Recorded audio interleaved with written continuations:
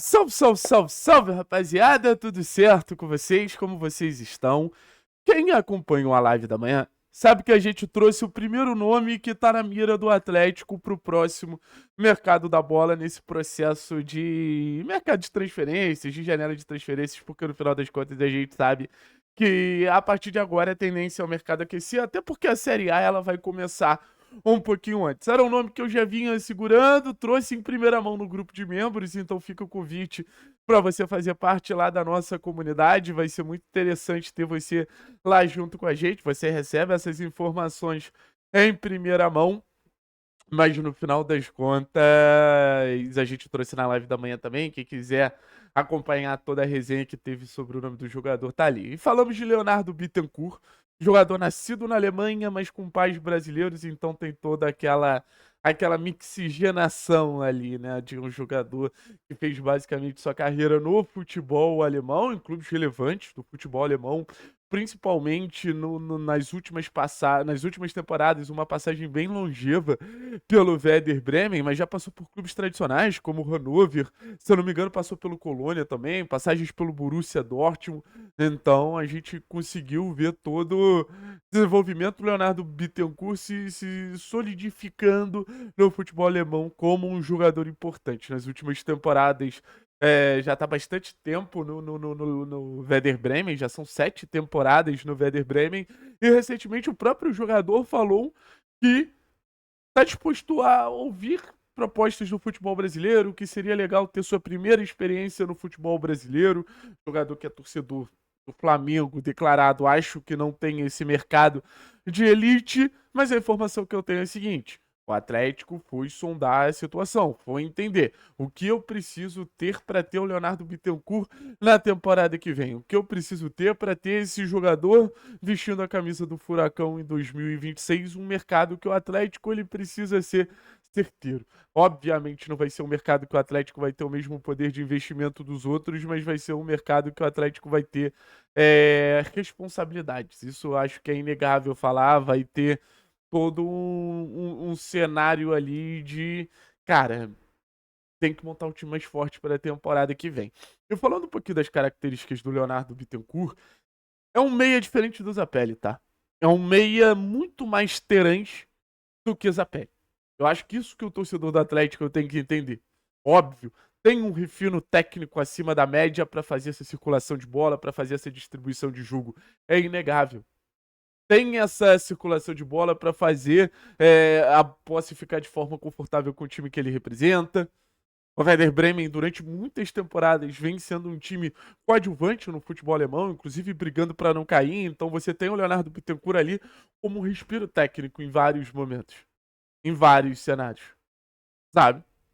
Mas, porém, todavia, a gente fala de um jogador que é mais de chegada. É um jogador com boa bola parada, é um jogador com finalização, é um jogador que pisa muito na área. Um jogador que tem essa capacidade de chegar para bater a gol. Então, assim, é um jogador que eu acho que a gente tem no elenco. Mas tem no elenco num perfil muito jovem. Que é a situação do Dudu.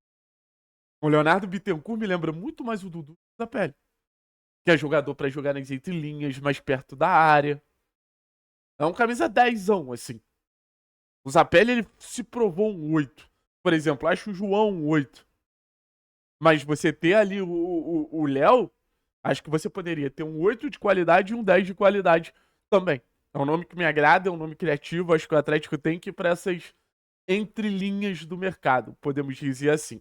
Olha, vamos ver alguns números do Léo nas últimas temporadas, que eu trouxe uma tabelinha. Eu tenho medo de botar a imagem do campeonato alemão, que é um campeonato que eu sei que é muito rigoroso com essa questão de direitos de imagem, então eu trouxe aqui alguns números pra gente falar sobre o Léo Bittencourt, beleza? Então aqui nosso Excel nas últimas 5 temporadas. Teve uma temporada que pulou, porque eu não sei porque o SofaScore não tem os dados dele, mas vem tendo uma média ali de 30 jogos por temporada. Eu sei, algo muito abaixo do que seria no futebol brasileiro. Até porque o Léo não vem sendo titular absoluto. E outra, o Werder Bremen também não vem tendo, por exemplo, o calendário europeu. Vem tendo um calendário muito local e não chega longe em Copa. É basicamente disputa ali do campeonato alemão que tem um número de jogos menor.